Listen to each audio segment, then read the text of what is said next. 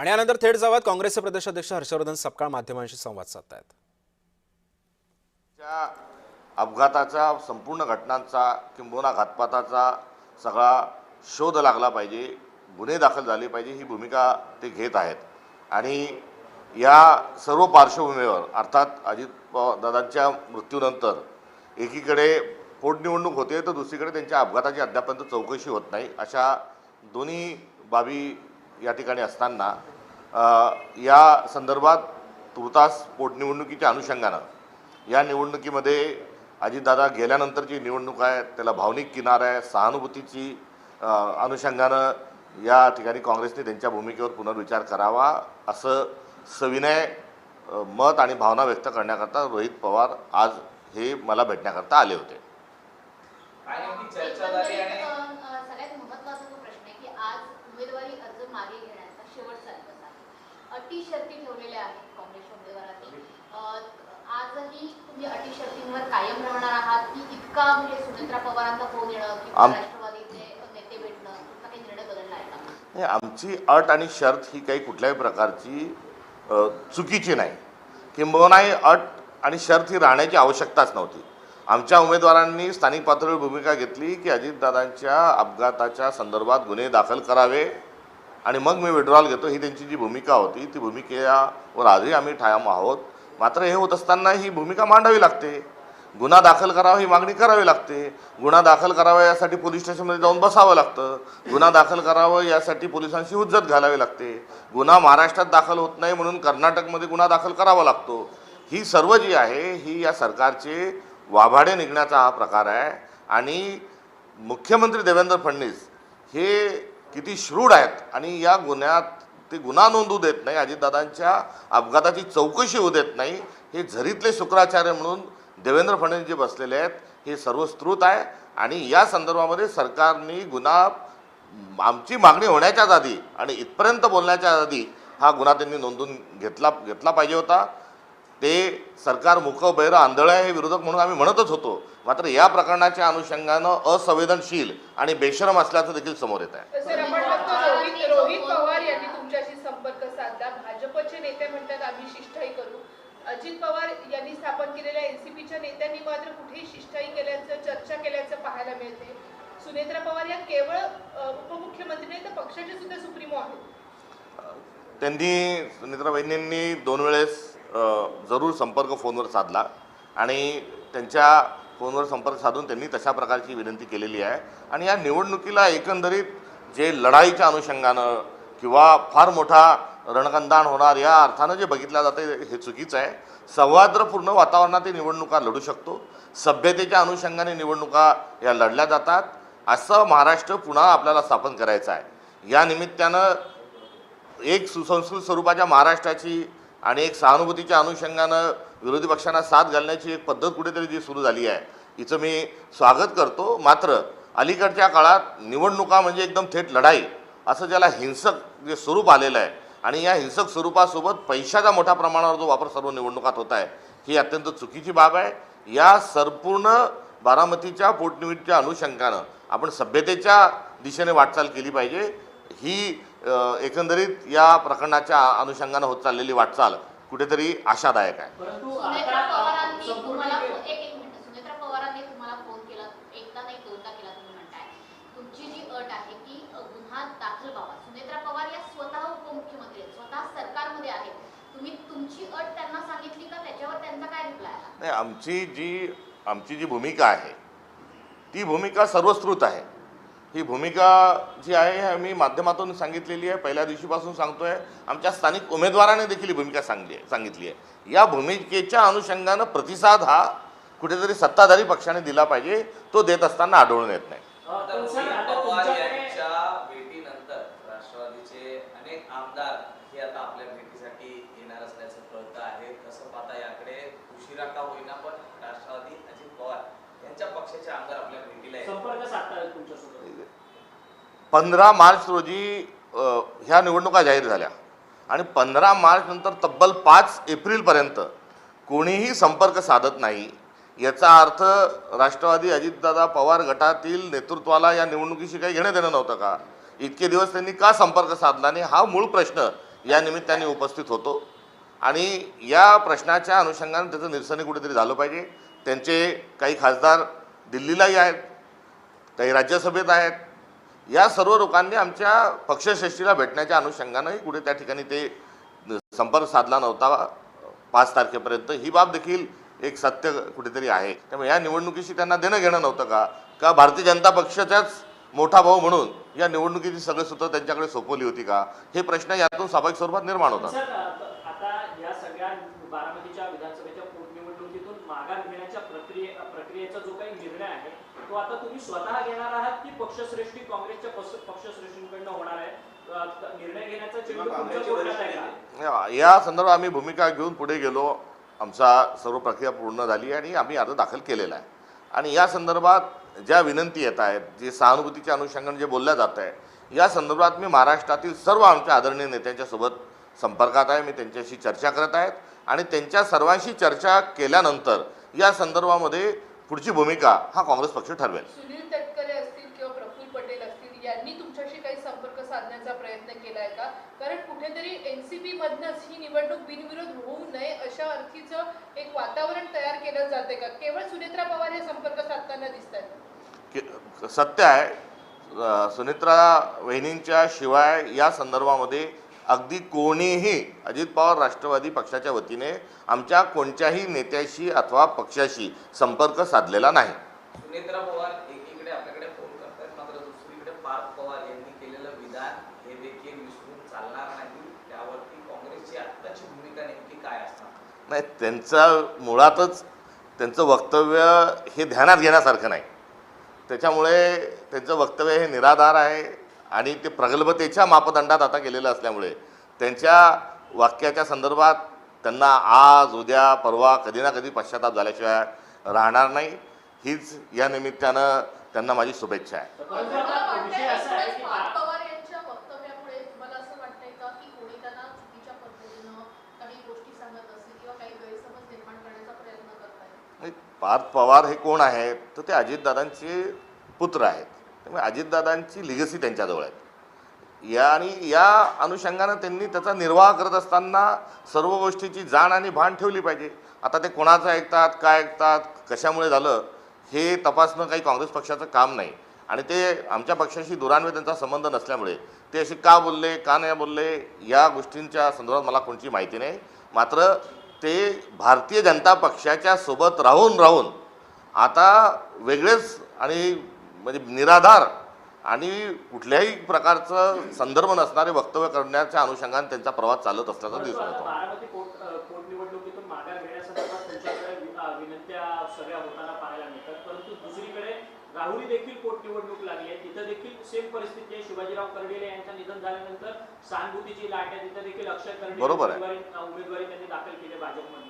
मग तिकडे देखील आता राष्ट्रवादी काँग्रेस शरदचंद्र पवार पक्षाचा उमेदवार आहे, मग त्यांनी देखील माघार घ्यावी का या सगळ्या निवडणुकीतून? कारण की एकाला एक नाही, ही या निमित्तानं या सर्व एका नवीन सभ्यता स्थापित करण्याच्या एक संस्कृती घेऊन जाण्याच्या अनुषंगाने चर्चा होते, ही चांगली बाब आहे.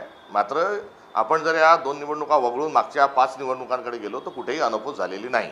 त्यामुळे भारतीय जनता पक्ष सोयीचं बोलणं हे कुठेतरी टाळावं आणि या संदर्भामध्ये पक्षाच्या पलीकडे जाऊन कुठेतरी विचार करण्याची आवश्यकता आहे. सोयीचं वागणं हा भारतीय जनता पक्षाचा स्वभाव झालेला आहे, हे यातून सिद्ध होत आहे. काही तास उरलेले आहेत, नेमकं आता कुठल्या वरिष्ठांशी चर्चा करायची बाकी आहे? काँग्रेसचा निर्णय कधीपर्यंत आम्हाला कळणार? नाही, आज कालपासून या संदर्भामध्ये आमच्याकडे विनंती येत आहेत. आम्ही आमचा उमेदवार तिथे ठामपणे उभा आहे. उमेदवार किती सक्षम आहेत आणि वैचारिक भूमिकेतून आणि काँग्रेसशी किती निगडीत आहे हे आपण सर्वांनी बघितलं आहे.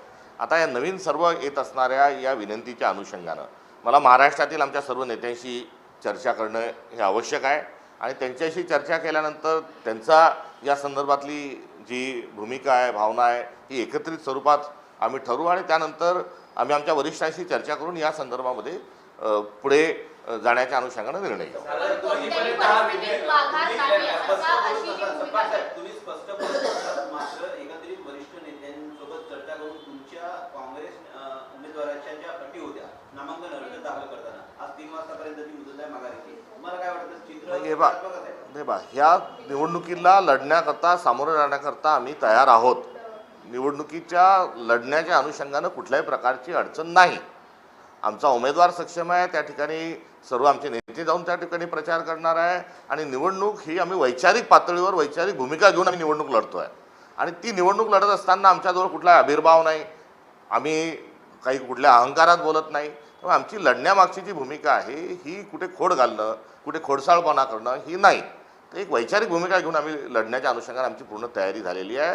लढण्यासाठी आम्ही पुढे जाते आहोत. मात्र या संदर्भात येत असणाऱ्या आमच्याकडे ज्या विनंती आहेत त्या विनंतीच्या अनुषंगानं त्याच्यावर पक्षात चर्चा करून येणं हे आवश्यक आहे आणि त्याच दृष्टिकोनातून आम्ही चर्चा करत आहोत. पण बिनविरोध ही जी काय मालिका सुरू ठेवलेली आहे या सगळ्या संदर्भात, या विधानसभेच्या पोटनिवडणुकीच्या संदर्भात, ही मुळात नेमकी का उद्भवली गेलेली आहे? कारण की लोकशाही आहे भारतात, त्यामुळे कोणी कुठेही जाऊन निवडणूक लढवू शकतं आणि हा लोकशाहीने दिलेला, संविधानाने दिलेला अधिकार आहे. हा खरं तर हिरावून घेण्याचा प्रयत्न या सत्ताधाऱ्यांकडनं होतोय. एक बारामतीतही काँग्रेसच्या संदर्भामध्ये अशा स्वरूपामध्ये बोटं दाखवणं हे कुठेतरी चुकीचं आहे. कारण एकूण 53 अर्ज दाखल झालेले आहेत आणि त्यामध्ये त्या इतर अर्जाच्या अनुषंगानं कोणी बोलायला तयार नाही. हरकत नाही. मूळ मुद्दा हाच आहे की या निवडणुकीला बिनविरोधचा एवढा जोरात जो पुळका या शब्दाचा जो भारतीय जनता पक्षाला आला आहे, त्या अनुषंगानं मला एवढंच सांगायचं आहे की आपण एक पॅटर्न महाराष्ट्रामध्ये जो लागू केला अनपोतचा, त्याचा आम्ही दुसऱ्या बाजूला निषेध करतो आहोत. कारण नगरपालिका, महानगरपालिका, जिल्हा परिषद यामध्ये आपण पैसा फेक, तमाशा देख, पैसे देऊन लोकांना विड्रॉल करायला लावले, लोकांना अर्ज भरलेल्याला आपल्या पक्षात घेतलं, कुठे गुन्हे दाखल करू अशी धमकी दिली, कॉलर पकडून विड्रॉल करायला लावले.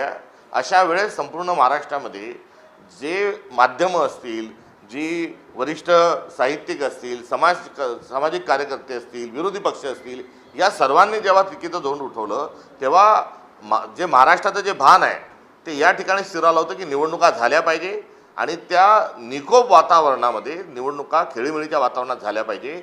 हे 4 महिन्यापूर्वीचं महाराष्ट्राचं असणारं आकलन या निवडणुकीच्या निमित्तानं आपण का पुसू पाहत आहोत हा देखील महाराष्ट्रातील जनतेला माझा प्रश्न आहे. सत्ताधाऱ्यांपैकी त्यांच्या व्यतिरिक्त म्हणजे सुमित्रा पवार यांच्या व्यतिरिक्त इतर 2 पक्ष आहेत, म्हणजे भारतीय जनता पार्टी आणि शिवसेना, यांच्यातल्या कुणाच्या वरिष्ठ नेत्यांचे या संदर्भात फोन आले आहेत का, की आपण असल्या फोनची वाट पाहतात का अर्ज मागे घेण्यासंदर्भात? वाट पाहण्याची कुठलीही गरज नाही आणि वाट लावण्याचाही आमचा कुठचाच मार्ग नाही. या संदर्भामध्ये भारतीय जनता पक्ष आमच्याशी संपर्क साधलेला नाही आणि त्यांनी आमच्याशी संपर्क साधावा ही आमची अपेक्षाच नाही.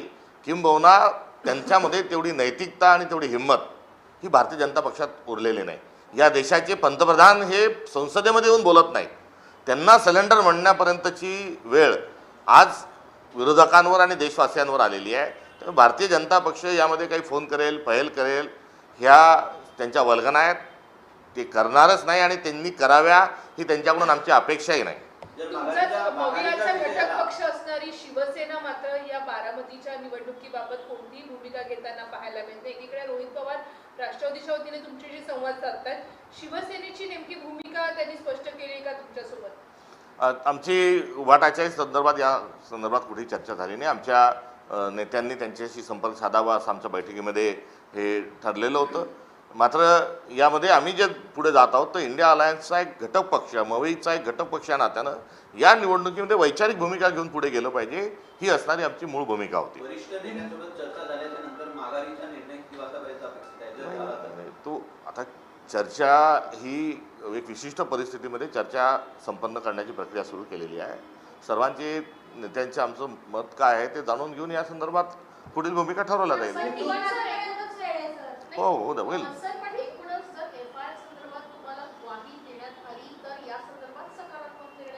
FRI दाखल करण्याची आमची मागणी ही कायम आहे आणि या मागणीच्या करण्याची वेळ आली हे एकंदरीत महायुतीचं अपयश आहे आणि काँग्रेसनी या संदर्भामध्ये गुन्हे जे आहेत हे कर्नाटकमध्ये दाखल केलेले देखील आहेत.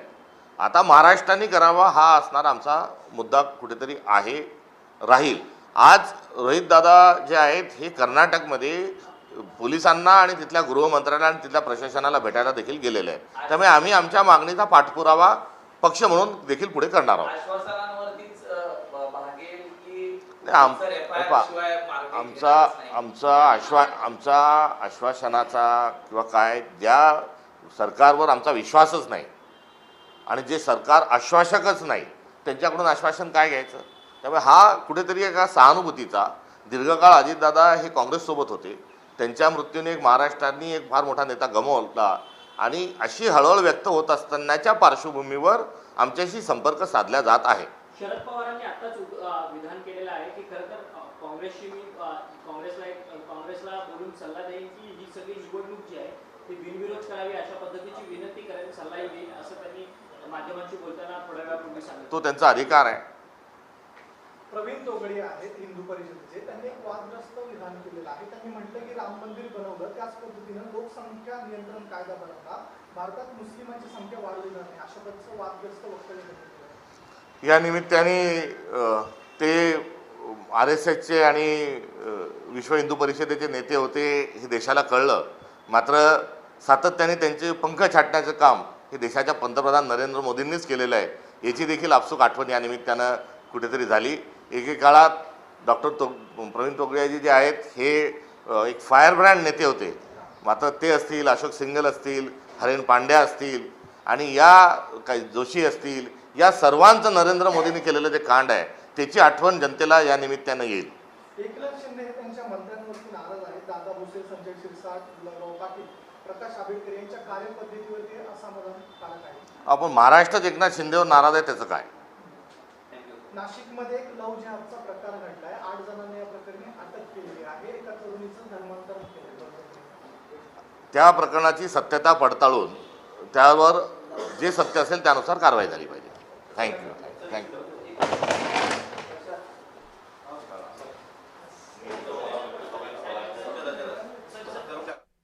आम्ही निवडणूक वैचारिक पातळीवरती लढवणार असं सुद्धा ठाम विश्वास हर्षवर्धन सपकाळांनी व्यक्त केलेला आहे.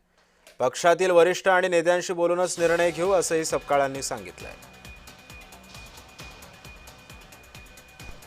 या निवडणुकीला बिनविरोधाचा एवढा पुळका का येतोय असाही सवाल सपकाळांनी उपस्थित केलाय. खेळीमेळीचं वातावरणामध्येच निवडणुका झाल्या पाहिजेत असे हर्षवर्धन सपकाळ म्हणत आहेत.